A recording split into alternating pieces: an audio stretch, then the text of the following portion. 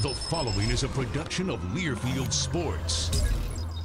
After an encouraging start to the season against Northern Michigan, the Wisconsin Badgers went on the road last weekend and had their hands full with two very talented teams, Boston College and Boston University. Wisconsin lost 6-0, then 4-1. Now back on the road to play Ferris State this weekend. We'll be joined by Badgers coach Mike Eaves and look ahead in just a moment on the Badger Hockey Digest.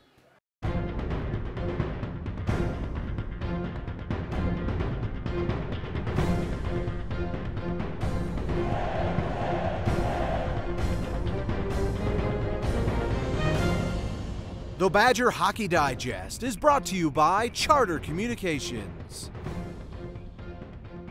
Well, we're inside LeBon Arena where the Badgers are practicing before heading to Big Rapids, Michigan to take on Ferris State. LeBon Arena, 200 feet long and 90 feet wide. The NHL size rink is 200 by 85. That's what the Badgers faced out in Boston against BC and BU this past weekend. And Mike, I know they weren't the results you were hoping for, but you can learn a lot from that weekend series, couldn't you? We played two very good teams, highly ranked, a lot of talent.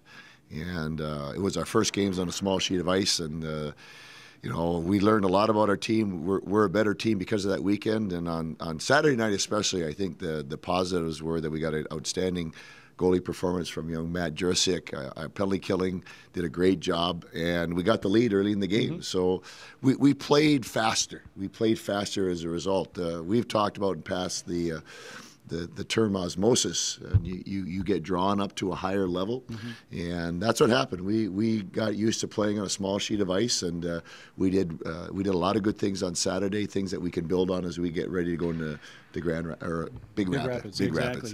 Yeah. Mike mentioned the Badgers took the lead early, about a minute and a half in. Adam Rockwood scored the first goal of the weekend, and then really you were kind of behind the eight ball a little bit because there were some questionable calls and some other penalties that probably were penalties. Nevertheless, you were put on the penalty kill in a lot of situations, including for 8 full minutes in the second period, and that can throw you out of rhythm.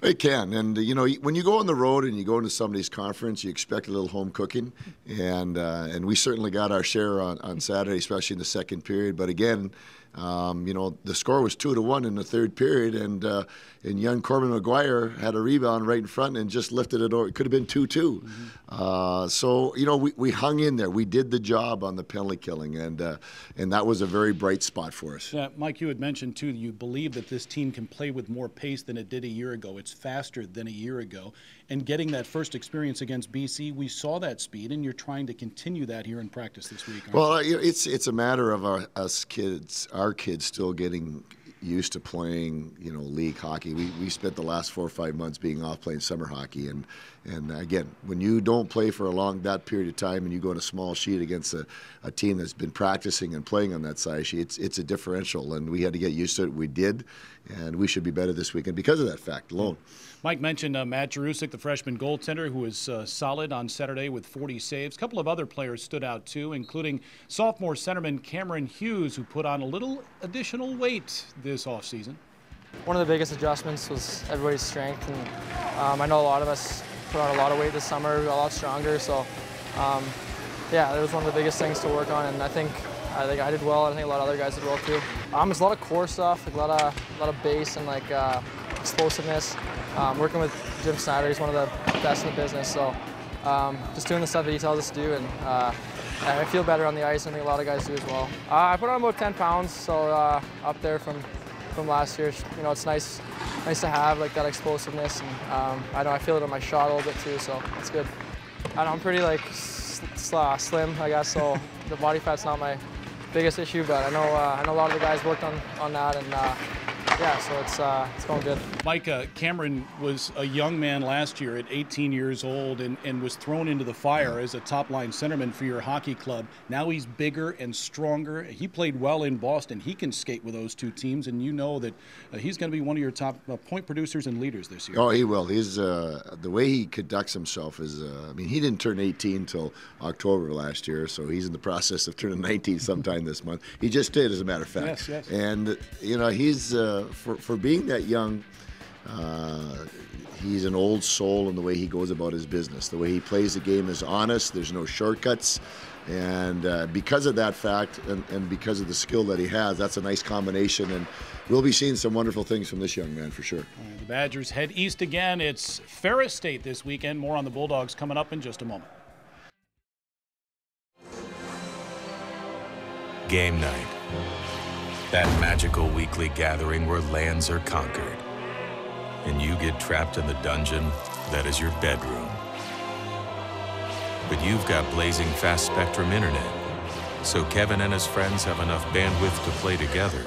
And you have enough left over to find a new apartment. Get 60 megabits of dragon-slaying speed with Spectrum internet. Where will it take you? This is Andrew Seelsdorf. He plays hockey. This is leukemia. It's bad business. This is Andrew's oncology team. They love Andrew. They don't like leukemia. And thanks to them, Andrew is now cancer-free. Booyah.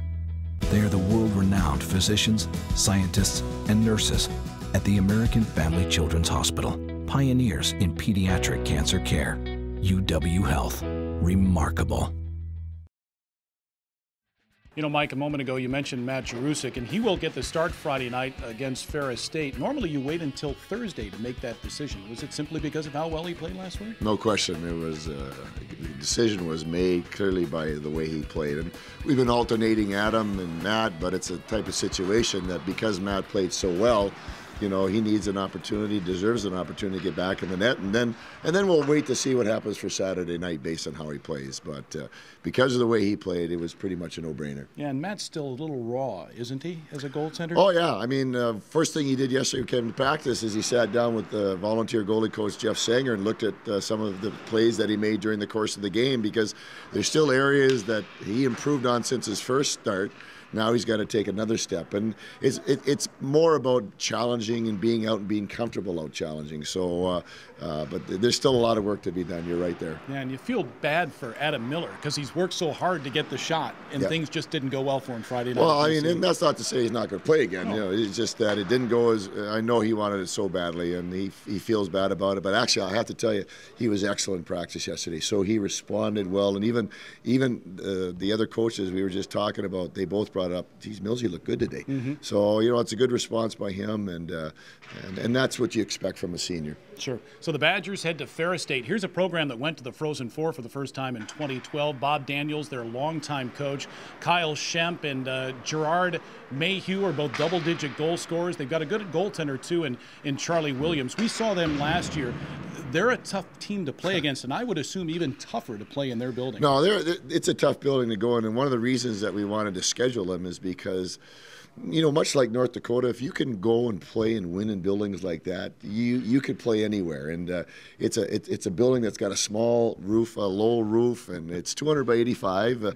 But it's a tough place to play. And again, for our young guys to go in there and experience that early in their careers and figure it out, hey, how do we get this done here, is a great learning lesson for us. Yeah, so the Badgers and the Bulldogs will face off at 6 o'clock both Friday and Saturday night. There's no television again this weekend, but you can follow along on the Badgers Sports Network or at badgersportsnetwork.com.